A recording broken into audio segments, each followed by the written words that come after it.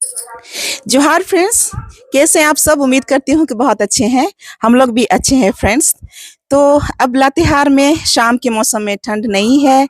मौसम बिल्कुल आज ना शनिवार है तो साफ हो गया है। फ्रेंड्स, तो आप लोग के यहाँ आज क्या बना था? मेरे यहाँ तो आज साक्षी खिचड़ी बनाई थी। खूब मसालेदार खिचड़ी, वो भी यूट्यूब से बना देख करके बनाई थी। तो बड़ा मजा आया। फ्रेंड्स, हम लोग गारों में थे ना तो खिचड़ी बनाते थे शनिवार को। तो किसी के यहाँ भी पूछे कि आपके यहाँ क्या बन रहा है तो सब बोले आज शनिवार है ना, आज खिचड़ी बना था। और एक एक मेरी स्टाफ थी, उनकी बेटी थी, तो वो बोलती थी कि आंटी खिचड़ी के 5 यार, चोखा, चटनी, पापड़, अचार, सलाद, ये चीज रहेगा ना तो खिचड़ी खाने में बड़ा मजा आता है। वो ऐसे बोलती थी। तो फ्रेंड्स, आज मैं एक शादी गीत गाऊंगी, बेंजा डंडी। तो वो बहुत अच्छा शादी गीत है और उसके पीछे का एक कहानी भी सुनिएगा। तो मैं जब शुरू शुरू शादी होकर के ससुराल गई थी और मेरे हस्बैंड दिल्ली में थे, तो मुझे ना नदी में नहाने का बड़ा शौक है। तो मैं अगल बगल की छोटी छोटी बच्चियों को लेकर के मैं चली गई नदी नहाने के लिए। और एक पत्थर जैसा जगह था जहाँ पानी जमा होता है कॉमन। तो वही बच्ची लोग बताई थी कि चाची यहाँ पे नहाते हैं, चलिए हम लोग नहाने के लिए जाएंगे। तो पानी जमा हुआ था और पत्थर था, तो वहीं हम लोग नहा रहे थे। और नदी में ना बांध बांधा हुआ था। मछली पालने के लिए लोग बांध बांधते हैं और बगल में लोग रबी का खेती भी करते हैं। मसूर लगाते हैं, आलू लगाते हैं, गेहूं वगैरह लगाते हैं। तो हम लोग गए वहां पे ना और नहाने लगे। तो नदी में तो नहाने का अलग ही मजा होता है। मैं मशगूल होकर के कपड़े धो रही थी और अपना बाल खुला करके धो रही थी। तो इसी बीच एक महिला आई और वो ना एकदम डांटते हुए आई, पूरा झंझनाते हुए। तो बोल रही है कि तुम बिल्कुल बेशरम हो, तुमको शर्म नहीं आती है कि तुम यहाँ नहा रही हो बाल खोल करके, और उधर तेरे भैंसुर पहला करे, तुमको थोड़ा भी होश नहीं है? ऐसा बोल करके ना वो गाली भी दे रही है और गंदी गालियां भी दे रही है और डांट भी रही है। तो मुझे समझ में नहीं आया कि ये डांट क्यों रही है, पागल वागल है क्या? मुझे बिल्कुल समझ में नहीं आया। तो नदी है, नदी में यहाँ कोई भी नहाते हैं। और मेरे मायके में तो कोई से डांटता नहीं था नदी में नहाने से। अगर कोई पुरुष भी है, वो जाल से मछली भी मार रहे हैं तो वो लोग अगल बगल में मछली मारते थे और कोई गलत निगाह से देखता नहीं था। गांव में ऐसे ही करते हैं लोग, नहाने वाले अपना नहाते हैं, कपड़े धोते हैं, और जो मछली मारने होता है लोग मछली मारते हैं। तो गांव में तो ऐसा ही माहौल रहता है। लेकिन जब मैं ससुराल में गई तो वो इस तरह का बात मुझे समझ में नहीं आया। अब मैं करूँ तो क्या करूँ? मैं आधा नहाई हुई थी, अब जाऊं तो कहाँ जाऊं, क्योंकि नहाने का वही एक अच्छा जगह था। तो फिर कोई बात नहीं, मैं उसको इग्नोर करके फिर नहाने लगी। लेकिन मुझे समझ में नहीं आ रहा था कि वो आखिर है कौन और क्यों मुझे इस तरह से डांट रही है। ये तो गजब का गांव है यार, यहाँ तो नहाने से भी आदमी चैन से नहाने भी नहीं देता है। तो मैं ऐसे सोच रही थी। फिर हम लोग नहा धो करके वापस आ गए। तो मैं अपनी सासू माँ से बोली कि माँ, सो पता नहीं कौन थी, मुझे बहुत डांट रही थी कि तेरे भैंसुर उधर में है, तुमको होश नहीं है, तुम यहाँ पे नहा रही हो, ऐसे बोल करके।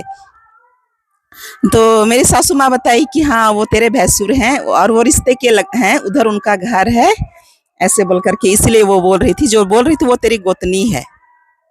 तो गजब यार, अगर वो भैंसुर भी थे तो अगर मैं नहा रही थी वो देखे तो उनको साइड हो जाना चाहिए था ना, वो आकर के डांटना क्यों था? मैं पहली बार गई थी ससुराल और मैं डांट सुन रही थी, मतलब मुझे बड़ा अजब महसूस हो रहा था।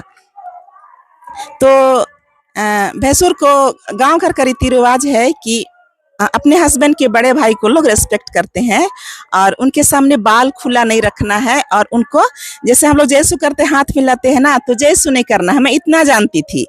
तो मेरे तो एक ही भैंसुर थे और वो आते थे, मैं तो उनको दूर से प्रणाम करती थी और हाथ में नहीं मिलाती थी, इतना ही। लेकिन एक समय की बात है कि मेरे भैंसुर के पैर में ना कांटा चुभ गया था।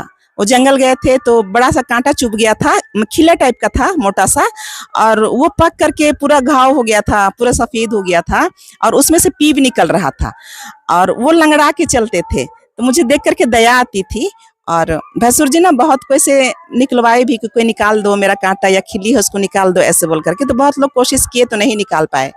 तो मेरे भैंसुर एक दिन बहुत मतलब दर्द से तड़पते हुए आए, बोले कि कोई तो निकाल भी नहीं पा रहा है, सब पक गया है पूरा ऐसे बोल करके। तो मैं बोली कि भैया लाइए मैं निकाल देती हूँ। तो अब भैंसुर है ना, मुझे उनसे शर्म आती है तो उन्हें भी तो मुझे शर्म आती है ना। तो उन्होंने बोला कि नहीं सो तुम मेरी छोटी हो तो मैं कैसे मैं तुमको टच करने दूंगा। तो फिर उस दिन चले गए। फिर अगले दिन फिर आए भैया। तो मैं बोली कि भैया भावा भसुर वाला कुछ काम नहीं चलेगा, मैं आज आपका कांटा निकाल करके रहूंगी क्योंकि आप बहुत परेशान हो रहे हैं, मुझसे रहा नहीं जा रहा है। क्योंकि मैं तो ठहरी नर्स ना, मुझे तो किसी का आदत है दुख हरने का, या फिर अगर कोई तकलीफ में है तो उसे ठीक करने का तो हमारा नेचर ही होता है। तो मैं बोली कि माँ इनके पैर को पकड़िए, मैं पैर को टच नहीं करूंगी, मैं सिर्फ कांटे निकालूंगी। फ्रेंड्स, कांटे निकालने के दौर में मुझे तो पैर पकड़ना पड़ा ना, मैं पकड़ी और मेरे लिए वो पवित्र काम था और मैं निकाल दी कांटा जो था उसको। तो भैंसुर जी शर्मा रहे थे और बहुत लोग को बोल भी रहे थे कि मेरी भवा है ना आज मेरा ऐसा काम कर दी, मेरा निकाल दी, मुझे बहुत राहत हुआ। मैं इतने लोगों को बोला निकालने के लिए तो कोई निकाल नहीं सका, लेकिन मेरी भवा है ना वो निकाल दी। उसके बाद उनका घाव ठीक हो गया। तो ऐसा भावा और भैंसुर का रिश्ता होता है। तो इस पर एक बड़ा खूबसूरत गीत है कि भैंसुर के साथ में कैसा रिश्ता है। तो वो शादी में गाते हैं ना, तो मुझे ये गीत याद आता है और मुझे वो नदी वाला किस्सा याद आता है। तो वो गीत ना बहुत प्यारा है, इस तरह से है। ए कवन रे कवन करवा कवन दाहे ना आले कवन करवा कवन दाहे नहाल। हे कवन रे कवन करवा कवन दाहे ना आले कवन करवा कवन दाहे नहाल। दहा देखे नहालो देता देखे मना आलो भसुरु देखे माथा मैनेवा आलो भसुरु देखे माथा मैनेवाल। दहा देखे नहालो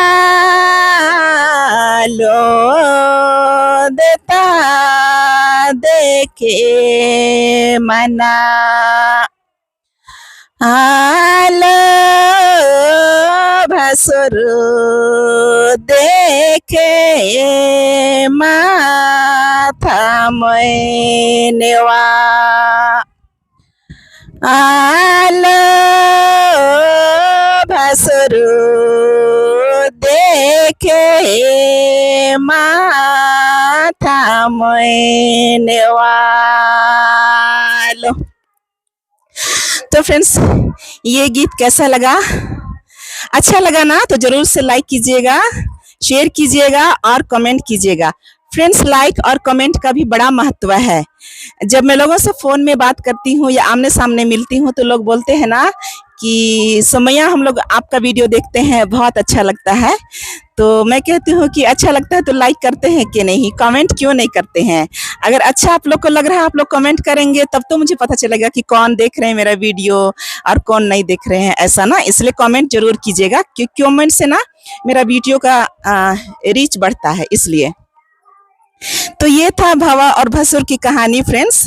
तो उस दिन के बाद से ना अब मैं जब भी गांव में कोई भी बड़े लोग आते हैं तो मैं उनको सबको जयसु जयसु जयसु करती हूँ। मुझे डर लगता है अगर वो मेरे भैंसुर होंगे और मैं उन्हें जयसु ना करूँ तो फिर उसी तरह का मुझे डांट सुनना पड़ेगा ना कि वो मेरे भैंसुर है, तुम जयसु नहीं करती है, तुम देखती नहीं है। तो मेरे हस्बैंड बोलते हैं ना कि तुम जिस किसी को देखती है सबको जयसु बोलती है। तो मैं तो बहुत सारे रिश्तों को पहचानती भी नहीं हूँ कि कौन किस घर के लोग हैं, कौन क्या है। तो मैं सब किसी को लाइन से जयसु जयसु करती हूँ। तो कोई बात नहीं, मुझे अच्छा लगता है। मैंने गांव के लोगों को तो रिस्पेक्ट देना बनता है ना फ्रेंड्स। तो ये था मेरा शादी गीत। तो आज के लिए इतना ही, मिलते हैं अगले वीडियो में अगले गीत के साथ में। तब तक के लिए बाय बाय।